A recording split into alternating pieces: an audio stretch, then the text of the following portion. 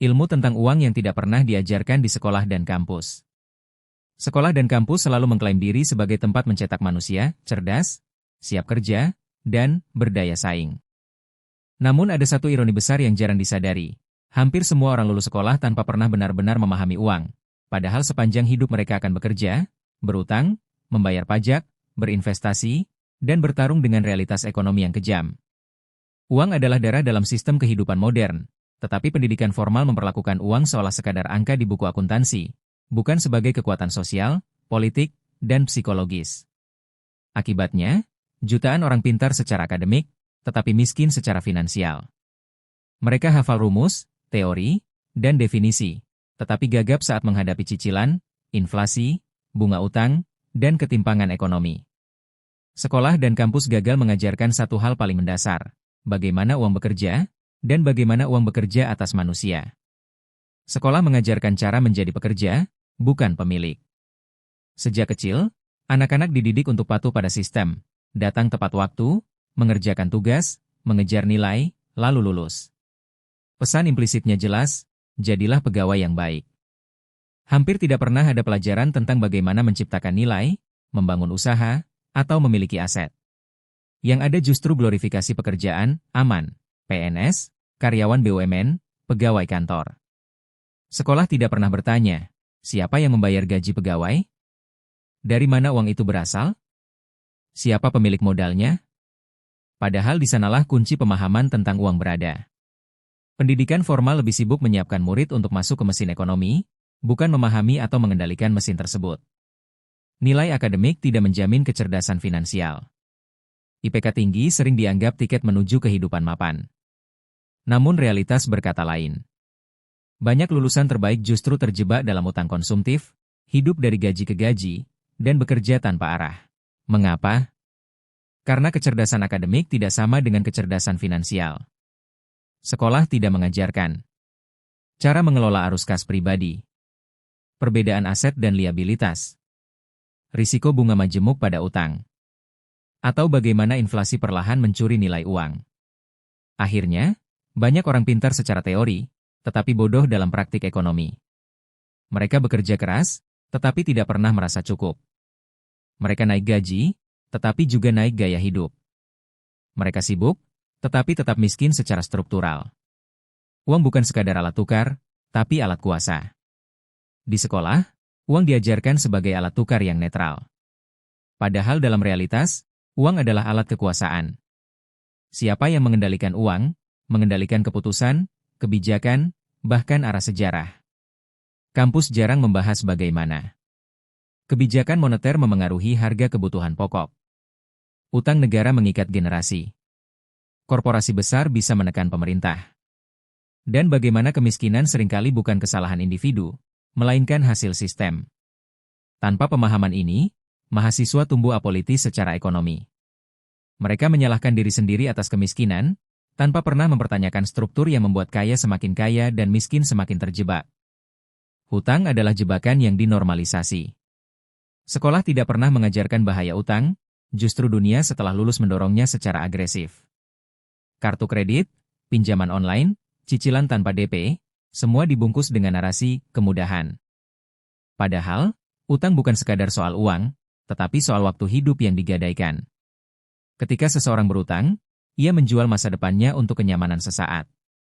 Namun sistem tidak pernah menjelaskan ini secara jujur. Yang diajarkan hanya cara menghitung bunga, bukan dampak psikologis dan struktural dari jeratan utang. Sekolah gagal mengajarkan satu prinsip penting. Orang miskin bekerja untuk membayar utang, orang kaya menggunakan utang untuk membangun aset. Kerja keras tidak selalu berbanding lurus dengan kekayaan. Salah satu mitos paling berbahaya yang diajarkan pendidikan formal adalah, kalau kamu rajin dan pintar, kamu pasti sukses. Ini setengah kebenaran yang menipu. Kenyataannya, banyak orang bekerja paling keras justru berada di lapisan ekonomi terbawah. Sekolah tidak mengajarkan tentang leverage, skala, sistem, dan bagaimana uang bisa bekerja tanpa kehadiran fisik pemiliknya. Akibatnya, orang mengira solusi kemiskinan adalah bekerja lebih lama, bukan bekerja lebih cerdas. Mereka menjual waktu tanpa membangun aset. Ketika tubuh lelah atau usia menua, Penghasilan ikut berhenti. Inflasi, pencuri tak terlihat, adalah salah satu kejahatan paling senyap dalam sistem ekonomi, tetapi hampir tidak pernah dibahas serius di sekolah. Nilai uang terus menurun, tetapi gaji sering stagnan. Tabungan yang disimpan dengan susah payah perlahan kehilangan daya beli. Sekolah tidak mengajarkan bahwa menabung saja tidak cukup. Menyimpan uang di bawah bantal adalah kerugian. Dan bahwa uang harus berkembang untuk sekadar bertahan.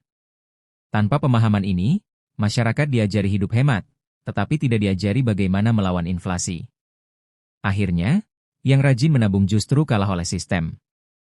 Investasi tidak pernah jadi pelajaran wajib. Karena investasi sering dianggap urusan orang kaya, padahal justru orang biasa yang paling membutuhkannya. Sekolah dan kampus jarang membahas investasi secara praktis. Kalaupun ada, dibungkus dengan teori ekonomi yang jauh dari realitas hidup rakyat. Tidak ada pelajaran tentang risiko dan psikologi pasar, keserakahan dan ketakutan, atau bagaimana keputusan finansial sering lebih emosional daripada rasional. Akibatnya, banyak orang masuk investasi tanpa literasi, lalu trauma ketika rugi, dan kembali menyalahkan diri sendiri, bukan sistem pendidikan yang gagal membekali mereka. Sekolah mengajarkan pajak sebagai kewajiban warga negara, tetapi tidak mengajarkan hak kritis warga negara terhadap penggunaan pajak. Tidak diajarkan bagaimana pajak bisa adil atau timpang, bagaimana kebocoran anggaran terjadi, dan bagaimana korupsi merampas hasil kerja rakyat. Tanpa pemahaman ini, masyarakat hanya menjadi objek pungutan, bukan subjek pengawasan. Uang rakyat berputar di atas, sementara rakyat diminta sabar di bawah. Pendidikan finansial sengaja dikesampingkan? Pertanyaan paling radikal adalah, apakah ketidaktahuan finansial ini kebetulan, atau disengaja? Sistem yang bergantung pada buruh murah, konsumen patuh, dan debitur abadi tentu tidak diuntungkan oleh masyarakat yang melek finansial. Sekolah dan kampus sering menjadi perpanjangan sistem, bukan alat pembebasan. Mereka mencetak tenaga kerja, bukan manusia merdeka secara ekonomi. Ketika orang sibuk bertahan hidup, mereka tidak punya waktu untuk bertanya, apalagi melawan. Memahami uang bukan tentang menjadi kaya semata. Ini tentang kebebasan memilih hidup. Bebas dari ketakutan kehilangan pekerjaan, bebas dari jeratan utang, bebas dari hidup yang ditentukan angka gaji. Ilmu tentang uang seharusnya mengajarkan kesadaran, tanggung jawab, dan keberanian mengambil kendali atas hidup sendiri. Namun selama sekolah dan kampus masih memisahkan pendidikan dari realitas ekonomi, selama uang dianggap tabu atau kotor untuk dibahas secara jujur, maka generasi demi generasi akan terus mengulang lingkaran yang sama. Pintar, rajin, tetapi terjebak. Ilmu tentang uang yang tidak diajarkan di sekolah dan kampus bukan sekadar kekosongan kurikulum, melainkan cermin dari sistem yang lebih besar. Sistem yang lebih membutuhkan manusia patuh daripada manusia merdeka. Maka belajar tentang uang hari ini bukan lagi pilihan, melainkan tindakan perlawanan. Karena siapapun yang memahami uang, pada akhirnya akan memahami satu hal yang lebih penting, siapa yang mengendalikan hidupnya, dan siapa yang selama ini diam-diam mengendalikannya.